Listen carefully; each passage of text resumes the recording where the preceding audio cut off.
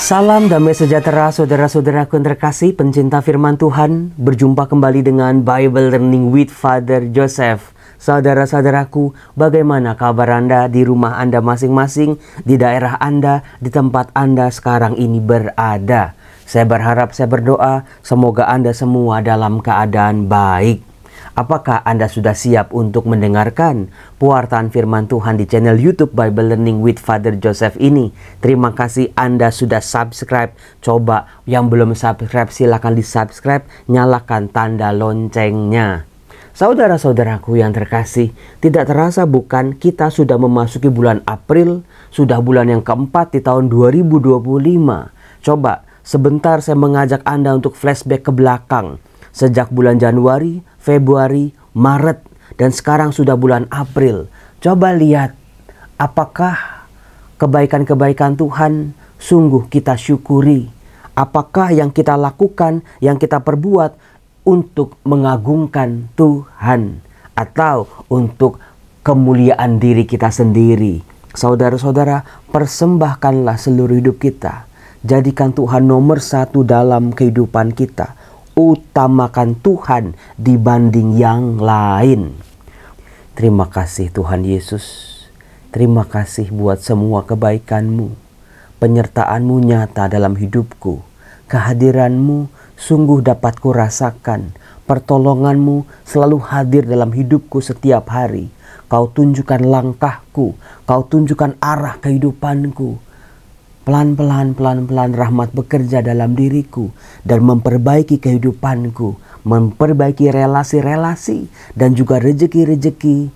Sekarang lebih banyak bersyukurnya daripada mengeluh dan kecewanya. Sekarang lebih mau mendengar, melihat, melakukan hal-hal yang positif daripada toksik-toksik yang sudah membelenggu kehidupan kita setiap hari.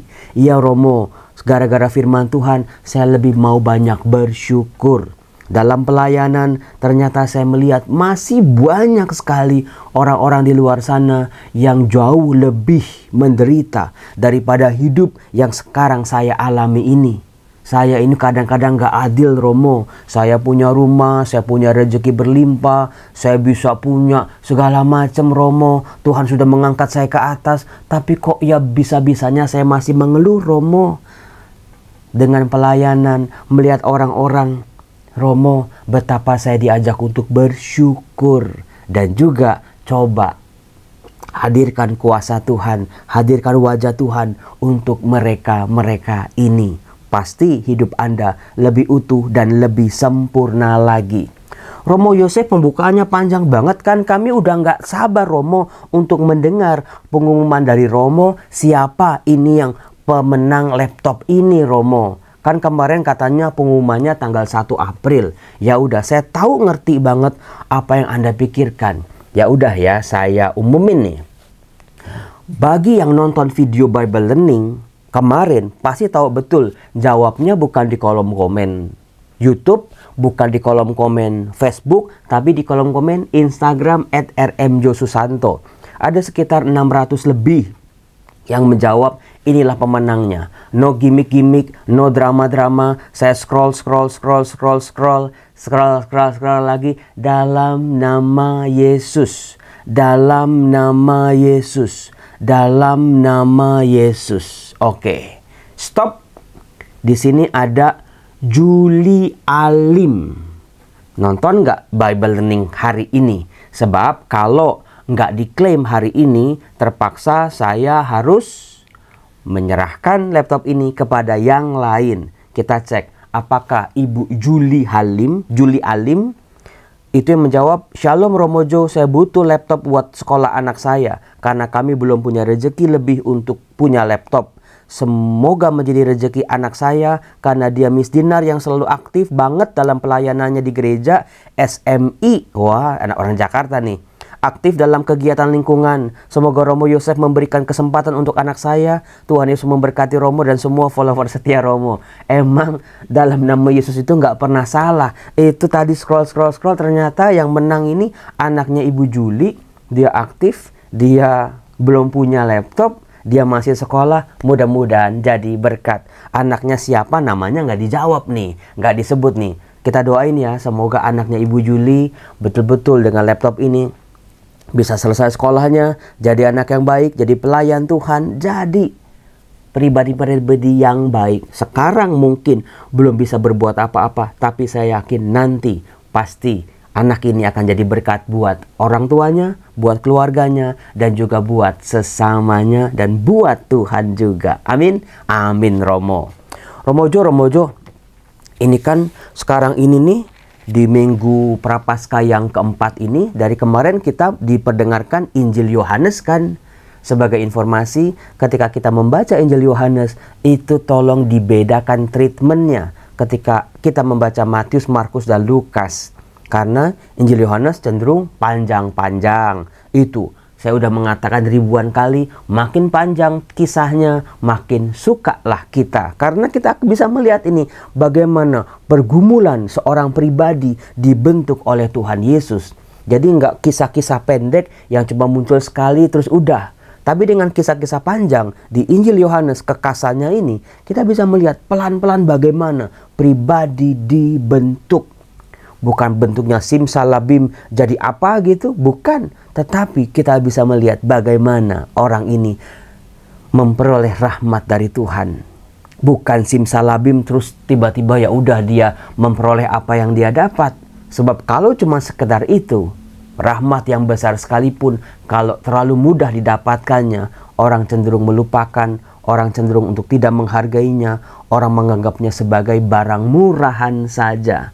Rahmat itu, kebaikan Tuhan itu, pengalaman rohani itu harus dikenang, harus jadi kekuatan, harus menjadi fondasi kita untuk langkah-langkah kehidupan kita selanjutnya. Kalau kemarin kepala pegawai istana itu nggak disebut namanya, sekarang juga tokoh ini enggak disebut namanya. Kalau Anda lihat nanti di Injil Yohanes, lebih banyak tokoh anonim sih. Orang-orang yang nggak disebut namanya. Seperti siapa contohnya? Yaitu murid terkasih, kita nggak tahu namanya siapa. Kemudian juga Ibu Yesus nggak disebut namanya. Padahal kita tahu namanya Maria, bukan? Nah, misalnya perempuan yang di pinggir sumur Samaria nggak disebut namanya. Nah, yuk kita baca yuk. Bacaan Injil hari ini diambil dari Yohanes bab 5 ayat 1 sampai 16. Panjang sekali, bukan sebuah kebetulan. Nah, pokoknya bagian ini nih favorit saya lah. Tanda-tanda awal yang dibuat oleh Tuhan Yesus di Injil Yohanes. Yang pertama kemarin kan perkawinan di Kana. Tanda yang kedua, penyembuhan anak pegawai istana. Yang ketiga, ya ini, penyembuhan pada hari Sabat di kolam Betesda. Saudara-saudara, sebagai informasi, kalau Anda ke Tanah Suci, Anda masih bisa melihat ini kolam Betesda ini. Adanya di dekat pintu gerbang, di salah satu gerbang kota Yerusalem. Di situ ada pilar-pilar Romawi, peninggalan zaman dulu.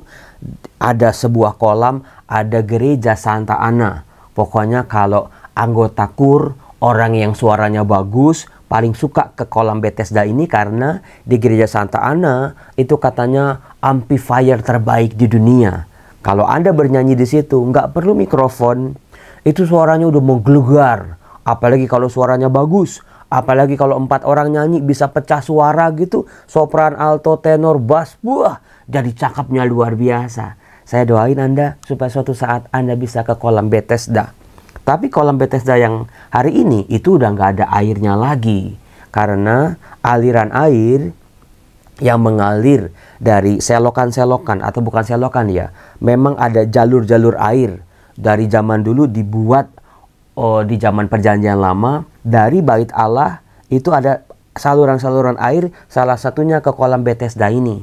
Air dari Bait Allah yang diceritakan dalam bacaan pertama hari ini, bagaimana Bait Allah di nubuat Nabi Yeskiel itu penuh dengan air, mengalir. Bukan air biasa, bukan air yang cuma bikin banjir, tapi air yang menyembuhkan, air yang menumbuhkan tanam-tanaman, air yang menyegarkan dan membersihkan jiwa dan raga. Nah, dikatakan di Yohanes bab 5, setelah tandanya yang kedua ya, sekarang tandanya yang ketiga. Sesudah itu ada hari raya orang Yahudi dan Yesus berangkat ke Yerusalem. Jadi habis di Kana penyembuhan, tanda yang pertama kan mukjizat air jadi anggur di Kana. Tanda yang kedua juga di Kana loh. Ketika pegawai istana ini datang ke Kana minta anaknya disembuhkan. Nah yang ketiga, Yesus balik lagi ke Yerusalem. Seperti Anda tahu, dari Kana ke Yerusalem itu jauh luar biasa. Dikatakan di Yerusalem dekat pintu gerbang domba. Nah ini dia, sampai hari ini pun letaknya sama. Ada sebuah kolam yang dalam bahasa Ibrani disebut Bethesda. Ada 5 serambinya. Dan di serambi-serambi itu berbaring sejumlah besar orang sakit. Ada orang buta, orang-orang timpang, orang-orang lumpuh yang menantikan goncangan air di kolam itu. Saudara-saudara, coba kita selidiki ya. Orang-orang yang setiap hari ada di kolam Bethesda ini, ada orang buta. Dia nggak bisa ngelihat. Tapi kan dia bisa bergerak dengan mudah, bukan? Jadi katanya kalau airnya bergerak tinggal nyemplung aja. Siapa yang nyemplung paling pertama dialah yang akan memperoleh kesembuhan. Mukjizat dari Allah. Orang buta ini meskipun matanya nggak ngelihat, tapi dia bisa bergerak. Orang yang sudah buta bertahun-tahun, dia udah bisa menentukan arah. Dia belajar. Jalan-jalannya itu dia udah tahu. Tinggal gerak, tinggal lompat aja pokoknya. Kemudian juga ada di sini orang-orang timpang. Nah ini. Kalau orang-orang timpang, misalnya salah satu kakinya lumpuh gitu ya. Dia pun mungkin jingkrak ya, satu kaki lompat-lompat cemplung gitu. Tapi juga ada orang-orang lumpuh. Entah tangannya, kakinya, kepalanya, atau lehernya, atau apanya bagian tubuhnya. Sehingga mereka tidak bisa bergerak. Silakan Anda mulai perhatikan. Di antara kelompok orang-orang sakit ini, siapa yang peluangnya paling kecil untuk nyemplung duluan ke kolam ini ketika kolam itu bergerak? Romo, kalau Romo nggak bahas saya juga nggak ngerti Romo. Saya pikir siapa aja ada di situ. Ternyata di Injil Yohanes ada orang buta, orang timpang, orang lumpuh. Dikatakan nih, sebab sewaktu-waktu turun malaikat Tuhan ke kolam itu dan menggoncangkan air itu. Barang siapa yang terdahulu masuk ke dalamnya, sudah goncangan air itu menjadi sembuh. Apapun juga penyakitnya. Nah lu, jadi bisa Anda bayangkan ya, bukan sekedar 3 kelompok orang sakit ini, semua orang sakit yang sudah bertahun-tahun tidak disembuhkan, tidak tersembuhkan, pasti berkerumun di sekitar kolam ini. Yang paling dekat, paling banyak untuk nyemplungnya. Kalau orang-orang buta gimana Romo? Mereka kan nggak melihat airnya goyang-goyang. Tapi mereka bisa merasakan, bukan? Luar biasa. Mereka bisa mendengar juga, bukan? Dikatakan di situ ada seorang yang sudah 38 tahun lamanya sakit. 38 tahun. Apakah ada yang menarik? Satu hal, nggak usah diutik-utik angka ini. 38 tahun itu angka yang lama. Umur yang lama. Jangka waktu yang lama loh saudara-saudara. 38 tahun menjadi lumpuh. Bisa jadi itu kakinya, syaraf-syarafnya udah pada udah mati semua. Otot-ototnya udah pada jadi kecil, bukan? Iya Romo, ada kenalan saya Romo 3 tahun dia jatuh gitu, kakinya nggak pernah dipakai, jadi kecil ya, ototnya jadi kecil. Jadi timpang juga, lumpuh juga, timpang juga. Lama-lama nggak bisa digerakin juga. 38 tahun adalah angka atau jangka waktu yang sangat lama untuk seorang yang sakit. Bisa jadi setengah dari umurnya atau bisa jadi hampir seluruh hidupnya dia lumpuh. Dia dipanggil si lumpuh, dia dihina, dia nggak sama peluangnya dengan orang-orang yang sehat lainnya. Bisa bekerja, bisa sekolah, bisa kemana-mana, bisa jalan-jalan, bisa dapat keluarga yang baik, yang diimpikan, bisa berpenghasilan. Tapi kalau orang lumpuh ini sudah 38 tahun, dia dapat uang dari mana? Apalagi dalam konsep orang Yahudi, kalau orang tidak sempurna, dianggap sebagai pendosa. Padahal dia mungkin tidak pernah melakukan apapun, tapi dia menderita sakit sedemikian lama. Kalau Anda misalnya menanti kelahiran anak Anda, lama apa enggak? Coba tulis di kolom komen. Oh Romo, saya sih cepet Romo, 3 bulan menikah langsung hamil Romo. Puji Tuhan, disyukuri, jangan disombongin. Jangan ketika lihat orang susah hamil Anda tuh wah cerewet banget. Itu stres mereka itu nanti. Ketika Anda tanyain kapan punya anak, kapan nih dedeknya muncul nih, kapan nih dikasih momongan ini. Itu yang terlalu dinormalisasi di Indonesia ini. Gak boleh saudara-saudara Anda sekepo itu buat orang lain.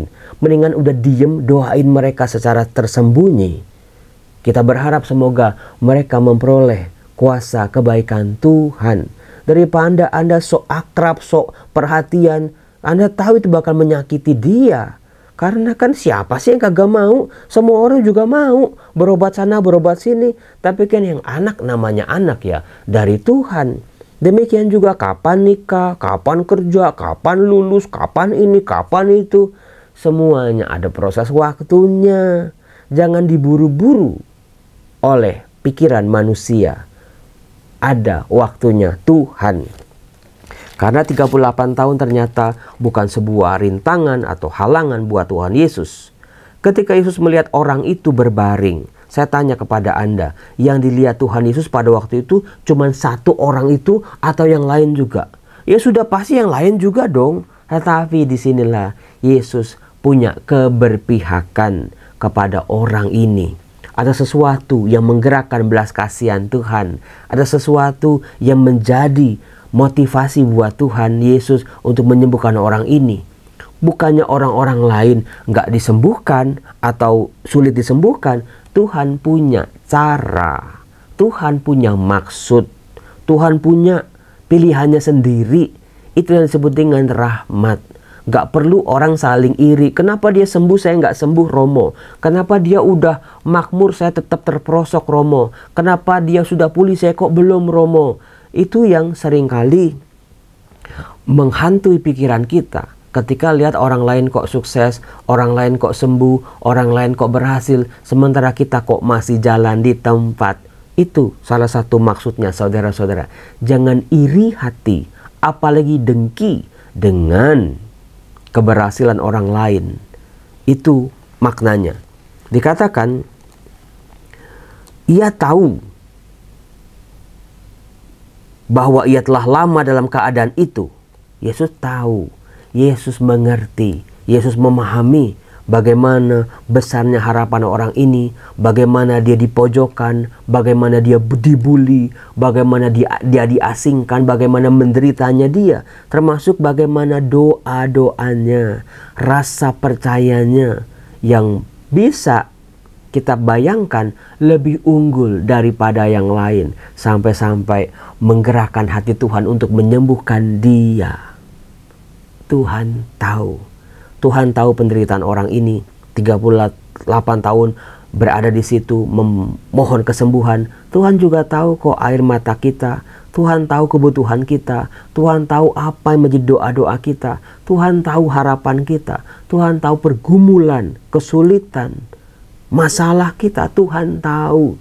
Tapi apakah kita punya kualitas iman yang lebih unggul daripada orang-orang kebanyakan? Itu, milikilah kualitas rohani yang unggul. Bukannya, wah saya kan doanya lebih panjang Romo, saya kan ngasih kolektornya lebih banyak Romo, saya kan begini Romo, saya kan begitu. Ada standar yang dipakai oleh Tuhan yang berbeda dengan standar dunia ini. Memiliki rasa percaya yang unggul, iman yang tahan uji. Itulah yang dilihat oleh Tuhan Yesus. Yesus berkata kepadanya, maukah engkau sembuh? Jawab orang itu kepadanya, Tuhan, tidak ada seorang pun yang menurunkan aku ke dalam kolam itu apabila airnya mulai goncang. Dan sementara aku menuju ke kolam itu, orang lain sudah turun mendahului aku. Apakah Anda tahu?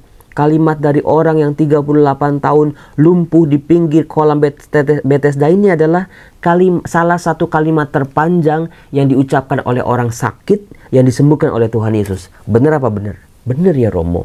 Kan kalau yang lain kan, aku mau, Tuhan kalau engkau mau, Tuhan tolonglah aku, tolong sembuhkanlah anakku, atau seorang perempuan. Tapi kalimatnya pendek-pendek. Di sini orang ini ngomongnya cukup panjang. Saya ulang. Jawab orang itu, Tuhan, tidak ada orang yang menurunkan aku ke dalam kolam itu apabila airnya mulai goncang. Dan sementara aku menuju kolam itu, orang lain sudah turun mendahului aku. Itu kalimatnya panjang loh itu. Iya ya, itulah ungkapan imannya. Itulah ungkapan rasa kecewanya. Itulah harapannya. Itulah gambaran dari kesulitannya selama ini. Luar biasa. Kata Yesus kepadanya, bangunlah, angkatlah tilammu dan berjalanlah. Pada saat itu juga sembuhlah orang itu, lalu ia mengangkat tilamnya dan berjalan. Wow, Anda bisa bayangin bagaimana orang ini selanjutnya. 38 tahun saudara-saudara. Anda juga bisa bayangkan orang-orang di sekitar itu yang ikut melihat. Mereka kan juga pengen sembuh. Mereka juga pengen seperti orang ini. Nggak perlu lagi rebutan nyemplung ke kolam Bethesda. Tapi dengan firman Tuhan, bangunlah, angkatlah tilammu dan berjalanlah. Kok ya sembuh? Firman Tuhan Yesus jauh lebih berkuasa daripada segala apapun. Luar biasa bukan? Iya Romo, terima kasih saya diingatkan kembali. Kuasa Tuhan Yesus itu sungguh luar biasa. Selama ini kita baru mungkin sepersekian kecilnya percaya pada kuasanya. Kita cuma sebatas otak kita aja, sebatas pemahaman kita aja. Udah cuma sebatas, bacanya juga sedikit-sedikit. Nggak banyak tahu, merasa sok tahu lagi. Yang saya bisa gambarkan di sini, kuasa Yesus jauh lebih berkuasa daripada air-air di kolam Bethesda ini. Karena firman-Nya sungguh punya kuasa untuk menyembuhkan. Saudara-saudaraku yang terkasih, bagaimana inilah tanda yang ketiga yang dibuat oleh Tuhan Yesus dalam karyanya. Masih ada 4 tanda lain bukan di Injil Yohanes? Nantikan dalam video-video berikutnya nanti. Anda akan tercengang, Anda akan kagum bagaimana kuasa Tuhan ternyata betul-betul nyata. Makanya si pemazmur, Mazmur bab 46 berkata, Tuhan semesta alam menyertai kita. Kota benteng kita ialah Allah Yakub. Tuhan itu seperti kota benteng buat kita. Yang melindungi, yang menaungi, yang memberi ketentraman, memberi rasa damai, tenang di dalam Tuhan. Saudara-saudaraku, hari ini ada seorang ibu namanya Ibu Gunawan di Malang yang berulang tahun. Semoga ibu panjang umur, sehat selalu, penuh dengan berkat-berkat Tuhan ya. Kemudian, nah ini dia. Hari Minggu kemarin, saya itu, paginya doain seorang perempuan masih muda lah. Siangnya ngasih perminyakan di Rumah Sakit PON. Pusat Otak Nasional, seorang ibu namanya Ibu Mika Rompis. Tadi pagi saya buka handphone, setelah diperminyakan, saya doain di ICU. Anaknya kasih kabar, Romo, mami meninggal. Kita doain semoga Ibu Rompis sudah tenang, bahagia di surga. Udah ketemu sama suaminya Pak Rompis. Mereka tuh umat saya waktu di Matraman. Dua-duanya orang baik, dua-duanya pelayan di gereja Matraman dulu. Semoga Bapak Ibu Rompis sudah bertemu lagi di surga ya. Kemudian juga malamnya ada seorang frater sakit. Mamanya meninggal di rumah sakit yang sama pula. Saudara-saudara, yuk kita syukuri kehidupan kita. Kita syukuri, kita kasihi, kita sayangi orang-orang yang masih ada bersama-sama dengan kita. Karena kita nggak pernah tahu hidup orang. Kita nggak pernah tahu usia kita. Kita nggak pernah tahu apakah besok kita masih punya kesempatan atau tidak untuk bertobat, untuk makin kenal sama Tuhan Yesus, untuk hidup di jalan Tuhan. Maka saat ini hidupku harus jadi berkat buat orang lain. Meskipun aku harus menunggu, menanti sekian lama, meskipun aku harus bersabar lagi, tapi aku percaya Tuhanku ajaib. Salam damai sejahtera, Tuhan Yesus memberkati kehidupan Anda semua. Bye-bye.